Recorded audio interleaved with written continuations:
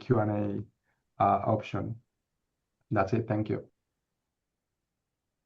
Perfect. Okay, and Matt's with me. So we can get started. We're going to answer questions after this presentation, so throw them in there, but we'll get to them eventually. And me and Matt are going to take the feeding side of these high-oleic soybeans, specifically when it comes to feeding dairy cattle.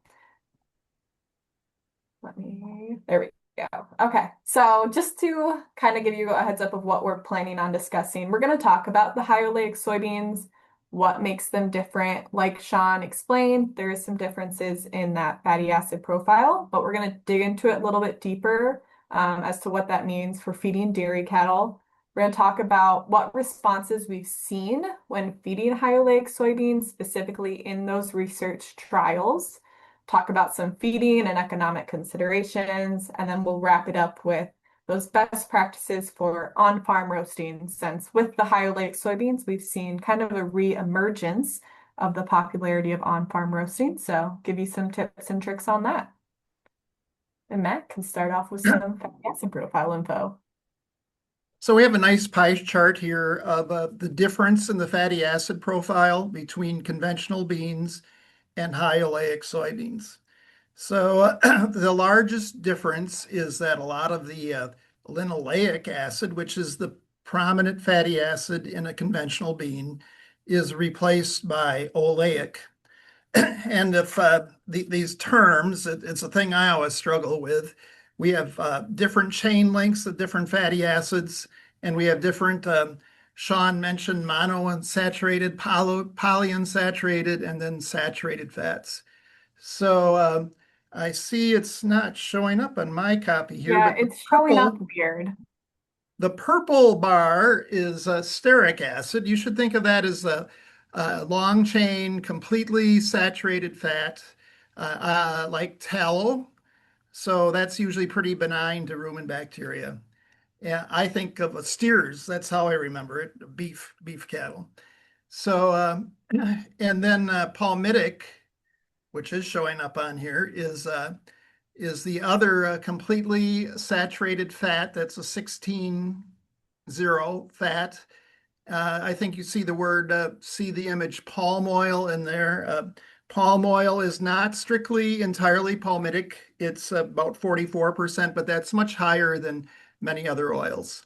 And then the others are also 18 chain. So we go from palmitic, completely saturated, to oleic, having one, a monounsaturated, and then linoleic 18.2 and linolenic 18.3.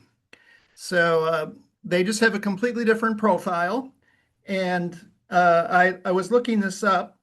So these, we grow soybeans. So it's nice to improve for feeding dairy cattle the fatty acid profile for dairy cattle. But there are other oils that would be similar to this high oleic version of the soybean plant. So palm oil is 44% palmitic, 40% oleic. Sunflower comes in a high oleic version, but I don't think we're going to grow thousands of acres of sunflowers, and it makes a pretty high fiber meal. Olive oil, I think that's a pretty expensive oil, but it's 55 to 83% oleic, 15% palmitic. Canola is pretty high in oleic fat, 60 to 65%. And then linseed oil, which is where we get these terms linoleic and linolenic. It's linen, it's flax. So these go back to Old Latin, these terms, is 50 to 60% linolenic. So just a crucial difference in the fatty acid profile. And so we are thinking about feeding dairy cattle, but obviously there's other uses. There's industrial uses, there's human uses. And when you grab for a bottle of canola oil, you expect it to perform in a certain way. And this is just a significantly different oil than what you'd get for soybean oil conventionally.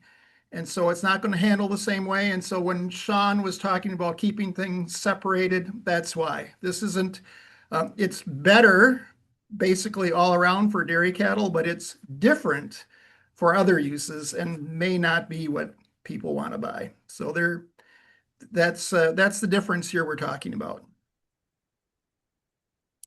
So I kind of hit this already. So we're just basically swapping linoleic 18-2, so that's a polyunsaturated, so to oleic, which is a monounsaturated. And by doing that, we think the more saturated a fat is, even though we don't think of that as always great in human nutrition, that 1 degree less of saturation has got a positive effect for dairy cows as far as milk fat depression. So when you're feeding soybean oil conventionally, you're going to have a pretty high risk of causing butterfat depression. And so we don't feed a lot of it because we know that modern cows need to make a lot of milk and also have high components. And so this oleic acid can improve milk production and not cause what used to be just came hand in hand, a fat test depression. So the big advantage is we like to feed fats and oils for dairy cattle to maintain body condition. Soybean oil is a very economical type of fat, and this one is better for a butterfat test, the high oleic is, and probably also for total production because these fats can have negative effects on rumen bacteria, and the oleic is probably a little more benign for supporting rumen bacterial populations. So we're going to talk about the responses that we see in research trials feeding high-oleic soybeans. And I throw this slide in here because it's important to remember anytime we talk about feeding trials where we're switching one ingredient out with another, to remember that it does not translate one-to-one to what could happen on your farm. It is going to depend on what your diet is currently formulated at, and then also what ingredients you're replacing with these soybeans. So if you're replacing a really low energy fiber item with high-oleic soybeans and bringing in a lot of oil, we're going to see different responses than maybe we're just doing a one-to-one with our conventional soybeans. So keep that in mind when we talk about these responses. A lot of these trials have been done out at Michigan State, Penn State. We have some from a little bit way back in the day at Wisconsin, but have been really great trials. And I pulled out kind of the 3, I guess you could say, areas that are big takeaways and people really want to know about. So when we come to milk components, milk fat yield is what everybody wants to talk about. And we do see typically across these studies an increase, usually about 0.2% units. And depending on production, that's usually about 1/4 of a pound in terms of milk fat per cow per day. They typically do not see any change in milk protein. Where we see a lot of this benefit is on the milk fat side of things. When it comes to yield, there's a little bit more variation there, no change to some increase, and that really depends on the diet formulation. Where they saw the most increase was when we were replacing lower energy ingredients with these high-oleic soybeans. But there is, or at least there wasn't any study that saw a decrease in milk yield. So there is that. And then dry matter intakes, again, a little bit more inconsistent depending on diet formulation. There's potential for change. Some went down, some went up, some stayed the same, which that means we could see some increases in feed efficiency. We might not, really depends. But the big takeaway is it does increase that milk fat yield, not really a change in milk protein. And then when it comes to that milk yield and dry matter intake, it seems to depend on diet. So I previously had been in the feed industry before my term in extension. And at that time, there was a lot of interest in adding fat into rations. Now we have many more years of experience, but cottonseed is a fat source, tallow, and then we see a lot of these commercial fats. But with these oil seeds, the cottonseed and the soybean, There's some disadvantages that these high oleic is going to help improve, but in a soybean specifically, we find that there's huge advantages to roast the soybean. And this doesn't matter if we're talking about conventional beans or high oleic soybeans. So we encounter producers that why are they wanting to do this? And maybe they want more of a homegrown feed. They figure there's savings of eliminating the marketing costs and so forth. And so obviously it'd be much easier to just grow it and not have to do anything with it at all. But roasting is a huge advantage. And we have itemized here a little bit why. Increased protein digestibility, increases in rumen undegradable protein, RUP. So typically diets at the levels that we feed, there's some advantages to having some protein that we used to use the term bypass that escapes the rumen intact. You can go overboard with this. I think Katelyn, when she said it depends on the diet and what you're doing, but typically it's an advantage, and proteins that are higher in undegradability tend to be higher value. You can think about other soybean meal products. There's conventional soybean meal, and then there's going to be the bypass types. The bypass types are always more valuable, more expensive. And why is the protein digestibility better? It may be related to this third point, that raw soybeans have what we call anti-nutrients. These are maybe defense mechanisms of the soybean wanting to be a seed, not a feed, and trying to discourage their predators, livestock or whatever, from eating them. But they have a trypsin inhibitor and urease that are anti-intake, anti-digestion. We can think about this, we know in humans as well, where our legumes are usually have a heat treatment, that legumes, beans, and so forth are noted for digestion issues as well.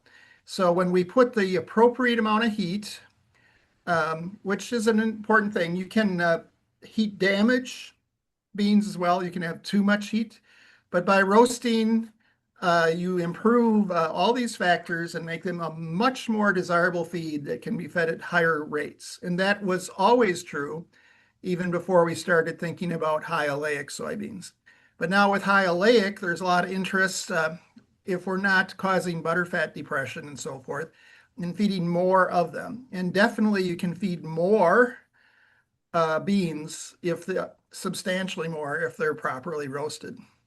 So I mean, these heat treatments have been in the industry for many, many years, but now we're gearing up for a new product coming to market. And so there's somewhat limited commercial availability of roasting equipment, procedures, and so forth. We're building that system. So before you think about growing your own beans, you should not be thinking, I'm just going to grow these. You're going to have to figure out how I'm going to get them heat treated. How am I going to get them roasted? Am I doing that on the farm? Is someone going to come and do that for me? Or am I going to install that equipment myself? Or do I have a feed mill, a feed facility that can roast and store? Because you definitely want, the state average milk production now is around 24,000 pounds of milk, I think, per cow per year. And definitely, I don't think that raw soybeans fit very well at all with that level of production or higher. So if you're in a very low production system, low cost system, maybe you can, and there's interest in that. We get questions about things like that.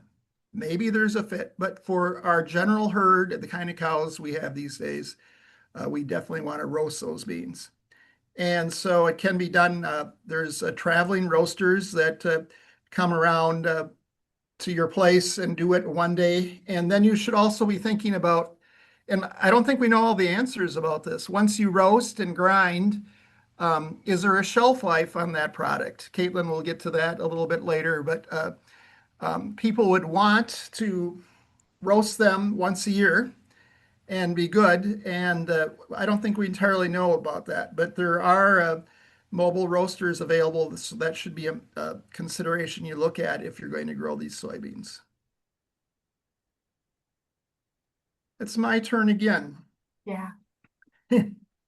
Uh, Also, way back when people started learning about cottonseed and soybeans, the larger particle size was an advantage to slowly release that oil. So the oil in the conventional beans is somewhat toxic to rumen bacteria. So if you could just feather them in slowly, which we would accomplish with a larger particle size, we may not use all the oil. We may find out that we had more oil if we washed the manure and did chemical nutrient profiles on the manure. We'd find that we had oil not used, which we don't want. So as cows have produced more and more, we are less tolerant of that kind of waste of finding whole corn or corn particles, soybean, cottonseed. We don't want to see a lot of that if we did do a manure wash. And so it's becoming, these are higher value products that we need to grind them because that'll give us a more consistent effect on production than whole beans. And if they do show up in the manure, very easy farmer in the boots test, right? Wash your manure, see what's there to find. You don't want whole particles. So we, as high-oleic soybeans and increased feeding of soybeans is kind of new. We don't exactly know where that sweet spot is, but a lot of researchers have kind of based their trials on saying that 700 to 800 microns, which we got the picture on the right. It's like a soybean meal particle size, might be about the optimal. And this probably wouldn't be true the same for every herd. If you have a high intake herd that's eating 60 pounds dry matter intake or greater, they're going to have a higher rate of passage, and that's going to affect the digestibility versus if you have a herd that's 45 to 50 pounds dry matter intake, slower rate of passage. There's going to be an interaction between that particle size and digestibility that you probably could tolerate a finer particle size if the rate of passage is going faster. But we do know if it's too fine, we'll have higher rumen digestion, but that'll reduce rumen undegradable protein benefits. And if it's too coarse, that's when we're going to see that it's not utilized at all. So we're learning more about grinding. There's trials going on, but definitely that is and I also think that's a feature if you're doing on-farm soybean work. You typically aren't going to be as consistent. If you have a mobile roaster coming in, you're going to have to look more closely if your process is as consistent as what might come out of a standardized facility at a feed mill. So you definitely don't want it too coarse either because then you're wasting the benefits of the product. And how much should you feed? Limited research so far, still learning this. But if you go down to the third bullet point down there, has been fed up to 24% of dry matter at 16 pounds per head per day in high producing cows without negative effects. That is a really high rate. That is a lot of beans. And if you think about soybeans being about 20% oil, so that gets you 3.5 or so pound. I'm trying to do the math quickly. That's a lot of oil in diets. So we know the upper end is apparently, we're going to do more of this, apparently relatively safe. You never would have fed that amount of any other oil seed basically in the past without really crashing rumen dynamics and bad things happening. So in the second bullet point, recommended to start at a modest level of 8 to 12% of dry matter. So this is 6 pounds of beans in a lot of diets. At one point, that wouldn't have been called a modest level. That would have been called full blast, full bore, putting a lot of oil seed into a cow. And now We feel really safe about that and probably introduce it at that level. And if you get good results, you can probably work it up. So the last bullet point goes back to Katelyn's slide earlier. Um, we need balanced rations. So you shouldn't just say, oh, these are economical, they're high energy, they're pro-fat, let's throw it in there. You need to see how this fits in a ration. You should be working with your nutritionist to make sure that you're not, soybeans are a pretty high protein product. So if you were going to go with a really heavy feeding rate of soybeans, you might all of a sudden have rations that are really high in protein. And that would affect things like your milk urea nitrogen and things like that. So you should see how they fit in your ration. And they might fit well with like a low protein feed, like a lot of corn silage. That might be a good fit. But you should see how the whole thing fits together. So that you have a good complement of the right type of energy, right type of fat energy, the right type and amount of protein to really make these work. And I'll mention before we go to the next slide, in those research studies, the highest that they did was 24%, but there was quite a few that the lowest they did was 5%, and they did see benefits even at 5%. So you can go lower and still see some benefits. Feeding considerations, diet formulation. So currently, real currently, since the last several months, all of a sudden butterfat isn't as valuable as it was. And we're hearing things about some processors even discouraging producers from making real high butterfat milk. But it's been very valuable for 3 of the last 4 years to make really high butterfat milk. And so I think that's part of why we see the value in high-oleic soybeans is because some very, very expensive products, supplemental palm fats, these can come into the diet at over $1 a pound per unit of fat. And so let's say that it's an even dollar, and you fed half a pound of a palm fat, which people fed more than that, 8/10. You're talking about adding 50 cents to 70 to 80 cents per cow per day for that addition into the diet. Well, that's an expensive product. People sometimes question like the use of a product like rumensin, which comes in like pennies per cow per day. Should I do that? These are expensive products, and so you definitely got to get the value back. But I think a lot of people, myself included, when high-oleic first came across, was like, well, I can replace that real expensive stuff and get the same benefit from the soybeans as I would from a commercial calcium salt fat or a palm fat or whatever. What we know is the effects are slightly different, so that means they're additive. So if you're really trying to optimize things, you might rely less on some of these really expensive supplemental fats, but there might be value if you're trying to optimize production and cows breed back better if they have high energy fat diets, optimum butter fat. There might be some benefit to still include some palm fat, but instead of doing 3/4 of a pound, maybe it's 2/10 of a pound or something like that that'll complement. And then definitely, if you have the capability, which even some rather large herds find it difficult to do, these fats are going to have the peak benefit on cows at peak milk production. And definitely not nearly as valuable on the last 100 days of lactation, last third of lactation. So if you can focus it, you definitely would want to do that. On the other hand, for convenience and labor management and so forth, we do know that you can feed soybeans, you can feed high-oleic soybeans to all groups, and it's efficient and logical. And if you're really getting your cows bred back in a timely way, they probably still benefit from that extra fat in later lactation. But the peak economic return is going to be from peak production cows early to mid lactation.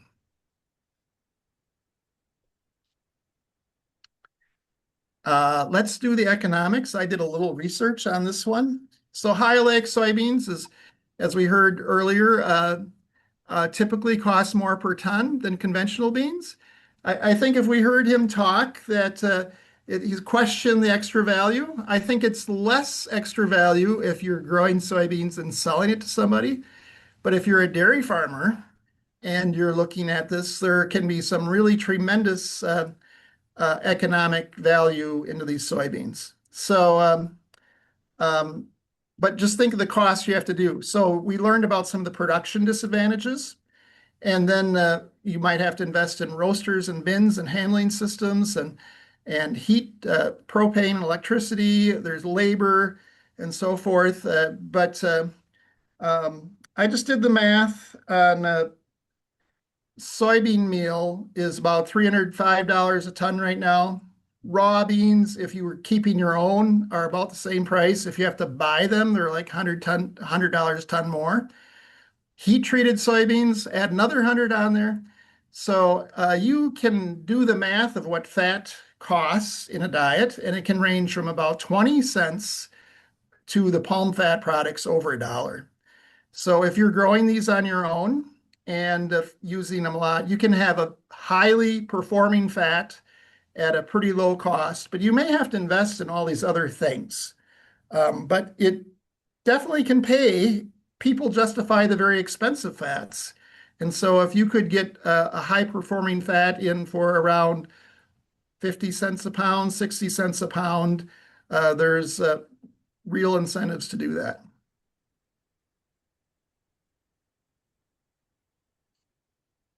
So we kind of wrapped up on a lot of the behind the scenes things when it comes to feeding. And we did want to touch on roasting soybeans. We mentioned it quite a few times throughout this presentation that it's becoming a little bit more common on farm to see some soybean roasting, particularly with high-oleic, just because there's not as many places that you can purchase roasted soybean or roasted high-oleic soybeans from right now. So we're going to go over the main 6 steps that typically we pull out when we talk about roasting soybeans on farm, and those are heat, steep, cool, store, process, and test.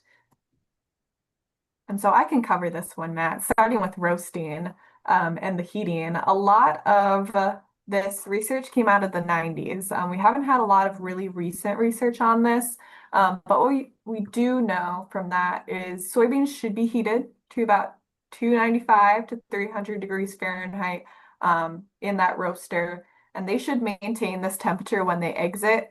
Typically, they're going to drop about maybe 5 to 10 degrees just due to, being out in the air now. But they should be really close to that 295 or 300 when they leave. And as we said before, heating these beans, roasting them, it's going to increase that RUP concentration and deactivate any undesirable enzymes. And we have on here some of the common roaster options that we see, whether these are on-farm or mobile roasters. And those are the drum roasters, high-temperature air dryers, and the electric grain roasters. So just let me explain a drum just to help someone visualize that. So it'd be like a big barrel with flights that would scoop up and lift the beans, and then you'd be shooting flame or heat through the middle of the barrel. And the flights would lift the beans up and then drop them repeatedly through the flame. So that is typically what you'd find if you had someone come on your farm and do roasting, and it may be what you'd find if you take it to a feed mill. The larger facilities are going to maybe try to recover some of that heat through the steeping process, which isn't going to happen on the on-farm situation. So talking about steeping, that's going to be your next step after roasting. If you're unfamiliar with what steeping is, it's when we hold the beans at a consistent temperature without cooling them. The whole purpose of that is so the heat can really penetrate basically into the bean and the inside, so we get a more effective heat treatment. We want to steep these beans for 30 minutes. We should do it in ideally an enclosed unit, something like a bin. Some people have used gravity wagons that they put covers over top of, something that's going to keep that heat in. We want to avoid steeping in open areas if we can, so let's not do it in big concrete pads. The reason being is the outside of that pile is going to cool down faster than the inside of that pile, and we can get some inconsistencies in heat treatment just from that. this cooling and storing step, it really just comes to storage for handling and safety reasons. We want to cool it. We want to get it to a safe temperature. And on here, I threw the temperatures that Iowa State puts out there, which is less than 60 degrees for really spring, summer, fall, and then less than 45 degrees during those cooler months. And the big thing is we want to make sure we're storing it in dry, debris-free conditions. So this can be bins. Bins are great. Some people will use commodity shed, open front commodity sheds. Whatever it is, we want to make sure that we're keeping them dry. We want to regularly be inspecting these areas, make sure that we're having good beam condition, we're not getting a lot of rodent activity in there, and that we're getting some good ventilation for stored grain, just to keep that condition good. And Matt kind of referenced it earlier when it comes to storing these beans. We do not have really good guidance right now on what the allowable storage time would be for roasted soybeans. It may not be that different from unroasted, but we really don't know for ground how long that would be, especially with our higher fat soybeans.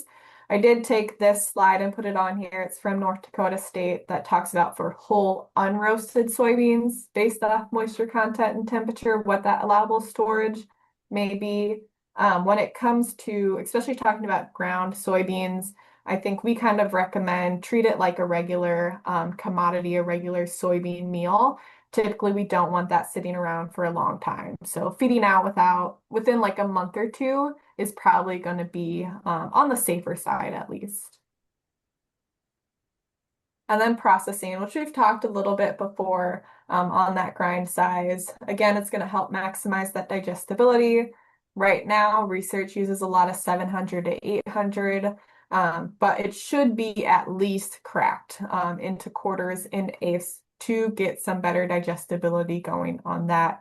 And we do need some more research to really determine what that optimal grind size is. Pretty sure there's some studies going on right now. And it is going to depend on your farm and your diet. And then the last big one, which is testing. There's a bunch of different tests that people will throw out when it comes to looking at roasted soybeans.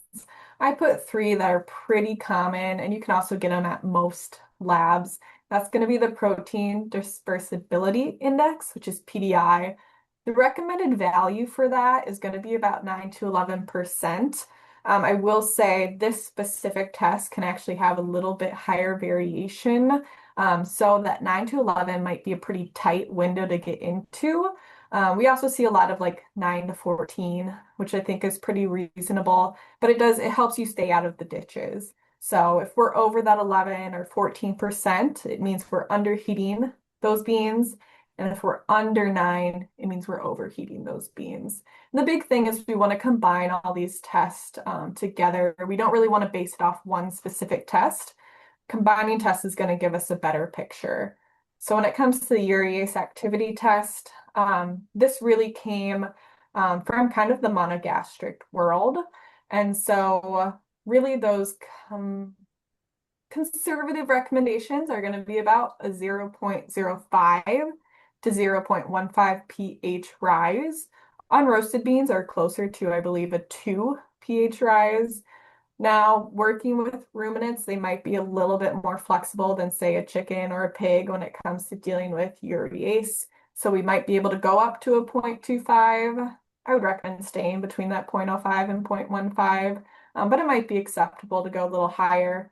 If we're feeding urea in the diet, though, we want to tread pretty carefully. And then when it comes to evaluating rumen undegradable protein, probably the more popular one is going to be that Ross assay or the in vitro RUP. In situ is also available out there. In vitro is just going to be a little bit more sensitive than the in situ. And the expected range that typically comes back is 40 to 60%. That middle, about 50%, I would say, is where people tend to try to fall into.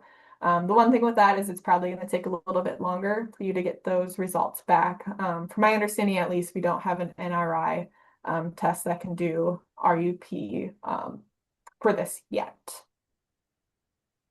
So I'm going to just add a little bit on that. Yeah. Imagine you use a lot of heat and you burnt these beans in the outside and then you didn't steep. You could have a bean that passed some of those tests, but it's like if you had your one foot in a bucket of cold water, ice water, and another foot on flaming coals. On the average, you're about right, right? Mhm. So um, that quality control can definitely be a thing on the farm. I did look up some of those tests at a PDI. One of our local labs is $61, Ross 70. And yeah, they aren't NIR tests, so they usually are like 4 to 6 days up to 2 weeks. Urease activity 12, fatty acid profile, which would be where you'd look to see if it's really, if you got high oleic beans or conventional beans, $33. So they're all tests for all these things. And you really think about that, we're paying about $30 now for a really complete NIR test on our forages today. So they're not way more expensive, but they definitely are slower because we're so used to 12-hour return times nowadays on the lab work. So we're getting close to our end here, so I should take the key takeaways. Um, the interest in high oleic soybeans is great because they provide a different fatty acid profile, and we know that that can benefit milk fat yield. But I think we also know the economics can be tremendous. Producers have been willing to pay a lot of money for some rumen protected calcium salt, high palmitic fats, and these can come in the ration very economically. So, and farmers, if they can grow them on their own farm, they don't have to pay to take them to co-op and then back from the co-op, and the co-op takes the margin both ways. So there's a lot of value. When Sean was talking, you know what the production drag is. There could be some production drag, and it would be well justified. Now, I don't know about the weed problems, that may be worse. Roasting and grinding definitely are, we think, state of where we are in 2026, that we need to do those things. And we need to be careful that we do a good roast and a good grind. And when you start with something like high oleic soybeans, caution is always a good thing. But the levels we are talking about aren't really all that cautious if you're going to come in with 6 pounds right away. And as Katelyn said, all the trials so far have shown some benefits at rather low levels in the diet. You may not get away completely from feeding some other expensive additives, but I think you can improve production and lower the cost of your ration on the dairy side with high oleic soybeans. Pretty much we know that already. On the production side, maybe more issues. And that's the end. So I think we're ready for questions.